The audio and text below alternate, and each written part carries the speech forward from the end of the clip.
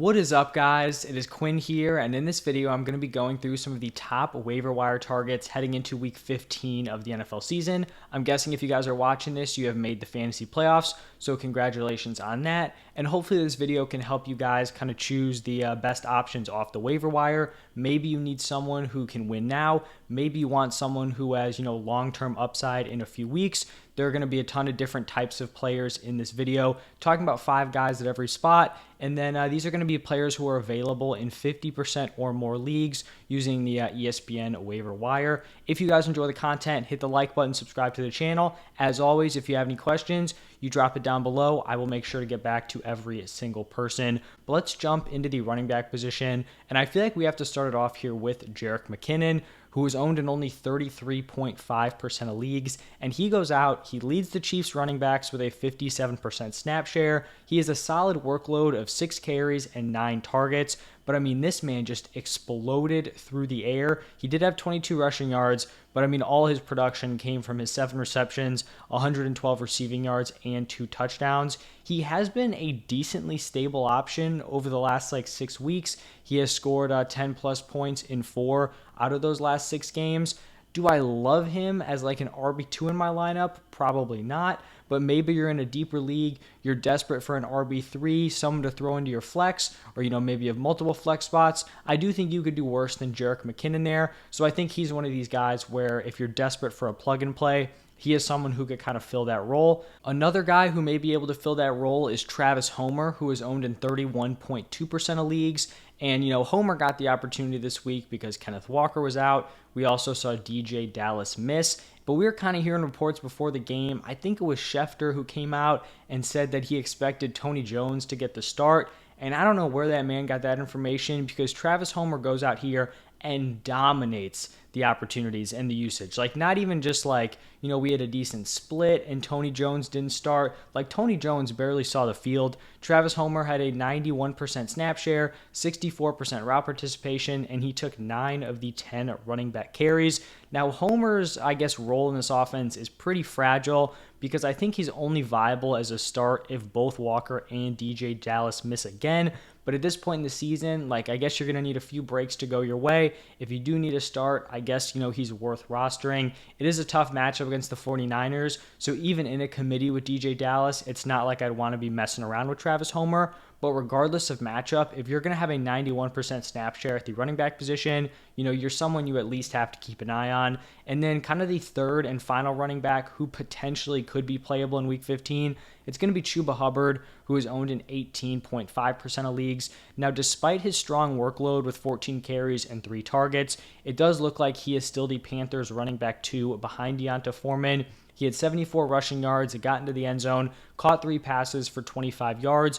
We saw Chuba Hubbard take a lot of the third downs and a lot of the short yardage situations. He filtered in on a few goal line opportunities, but we still saw Deonta Foreman kind of control that role. So Hubbard is the number 2, and you kind of need, a break to go his way like it did this game getting into the end zone.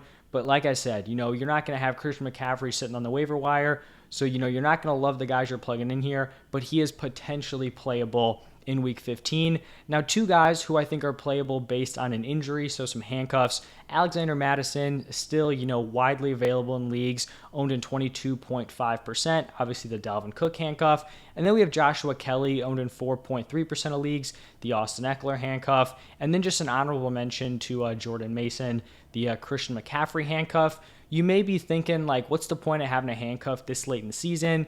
It's not like they're going to be able to start for the rest of the year. Their starters are healthy, but you just never know what's going to happen for the fantasy playoffs. And, maybe you and your opponent's roster, they look pretty identical, but then all of a sudden we see Christian McCaffrey go down, and now you just have the 49ers running back 1 sitting on your bench. Now you can plug them into your flex spot, your RB2 area. They can just give you massive upgrades, without really anything else happening, around your team. Also possible, you kind of get the double whammy where maybe they have the Dalvin Cook and then he goes down and you have Alexander Mattison. Massive dock to their team, massive upgrade to yours. Also just insulating your roster if you want to pick up the handcuff of the top running back you have. So there is still value in rostering handcuffs, this late into the season. Now let's move over to the wide receiver position, and we're going to start it off with Donovan Peoples-Jones, who is still somehow under that 50% threshold, only owned in 44.3% of leagues. He goes out, he leads the Browns in targets, catches 8 passes for 114 yards on 12 targets. He was the clear-cut, number 1 wide receiver for this specific game. I think moving forward, he's a solid wide receiver 3, a decent flex option rest of season. Now, Deshaun Watson definitely didn't look good, but he at least supplied some volume this game, that could lead to solid production for DPJ. Cooper didn't have a decent day, but David Njoku had a solid performance. So at least the volume was there. If the volume's there, DPJ can be a wide receiver 3.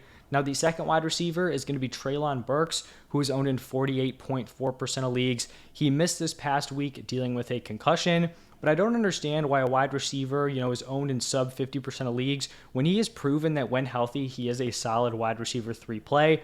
Every time he starts to break out, he unfortunately goes down with some sort of injury. Like if we look at the last 3 games he played in, he had a 7 for 111 game, a 4 for 70, and then in the game he left the concussion, he had like a great first quarter touchdown catch and then has to leave the game because he basically gets knocked out. But when Treylon Burks has been on the field, he has been very solid, and I do think he's someone who could give you starts in week 15, 16, 17, if you are able to make it that far. Now moving over to the third wide receiver, we have DJ Chark, who is owned in 22.6% of leagues, and full transparency, I wasn't super into Chark last week. I'm pretty sure when you guys left a comment, oh, what do you think about Chark? I think he's a solid play this week, and I think I responded with it's possible, but he's not really someone I want to be relying on. He goes out, has had back-to-back big games. Week 13, he went 5 for 98. Week 14, he went 6 for 94 and a touchdown. Now, we did see Jameson Williams kind of make a splash play, but he is still, kind of phased out of this offense at the moment. Maybe they start to, work him more and more in. But at this point, if Chark is playing well and they don't think JMO is totally 100%, I could still see Chark, being involved week to week. This passing attack has been very strong with Jared Goff as of late. So definitely someone worth a pickup. Then we have Elijah Moore, who is owned in 33% of leagues. As you guys know, I was a huge Elijah Moore guy heading into the season. Even early on, I was like, he's going to turn it around. He's a good trade target. And I'd basically been totally wrong. He was a terrible pick. He never really turned it around.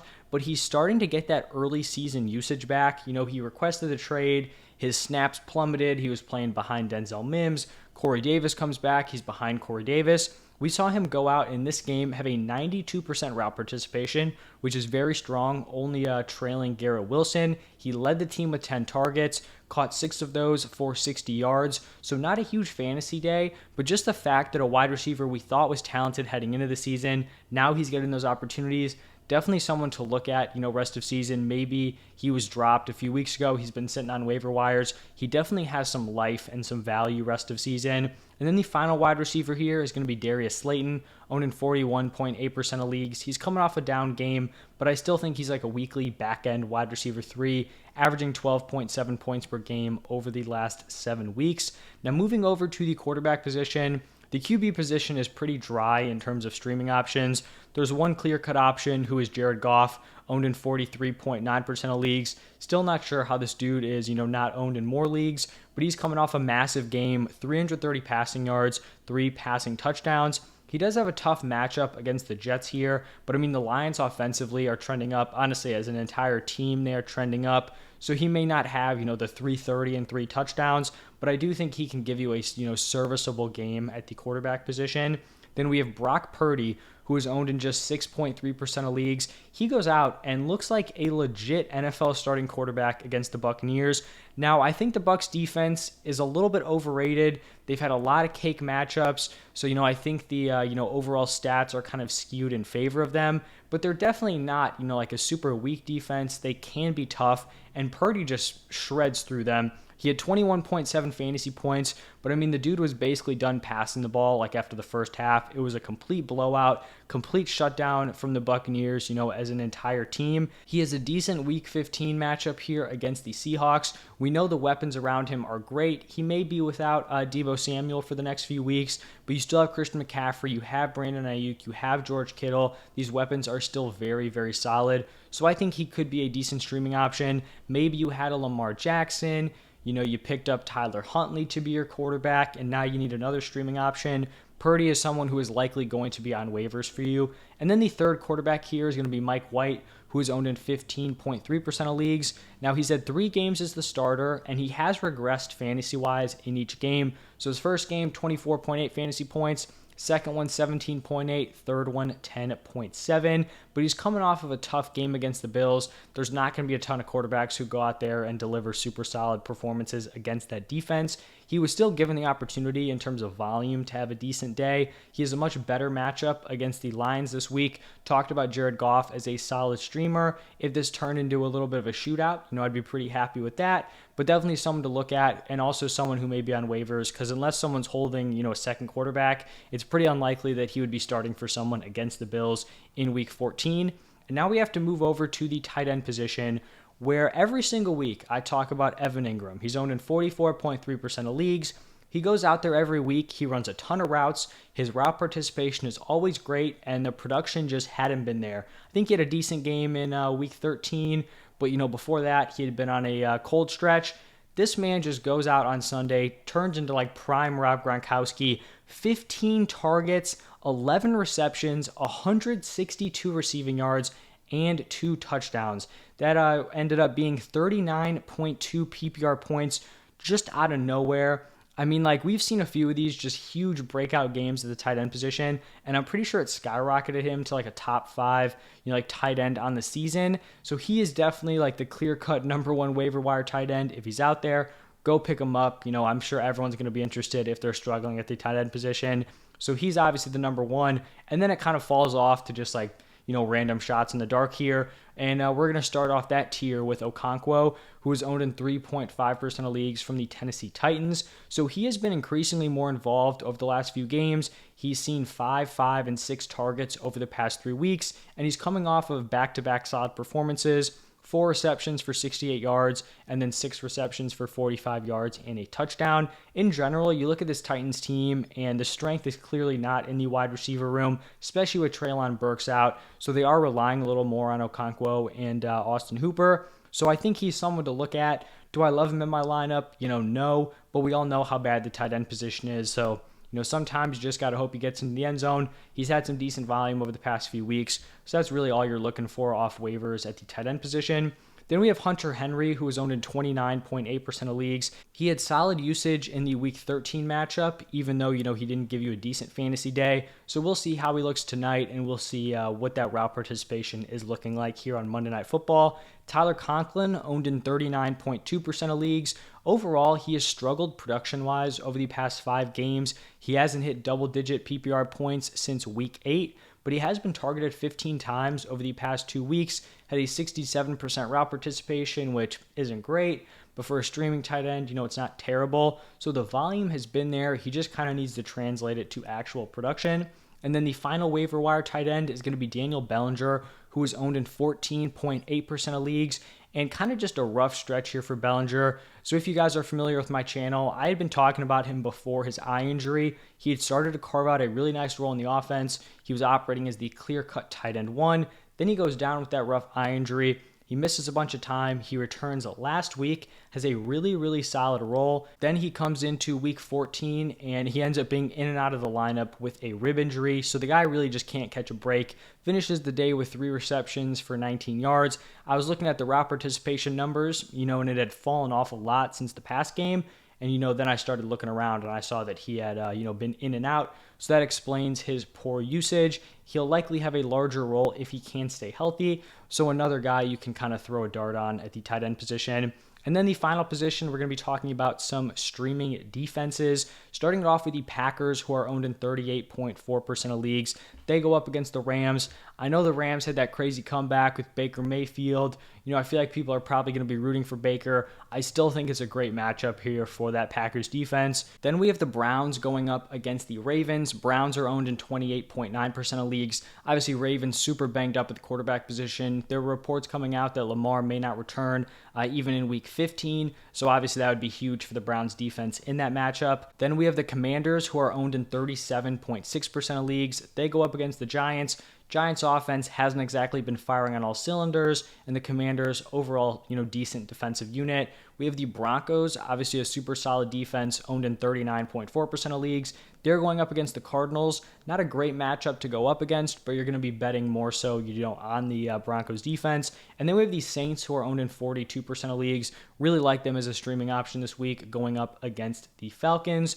So that's 5 players at basically every position. I think 3 quarterbacks, just because the QB position is weak. But if you guys did enjoy, hit that like button, subscribe to the channel. I'm going to be putting out some more content for the fantasy playoffs. So I'm going to be doing, obviously, the normal start sits, but I'm actually going to be doing fantasy rankings for like every position. I'm even thinking about doing it for defenses and kickers. Haven't totally committed, but we'll see. If I have the time, I'll try to put those out also, even though it's kind of brutal putting out defense and kicker content, but I'll try to do it. Thank you all for stopping by, and I will see you in the next one.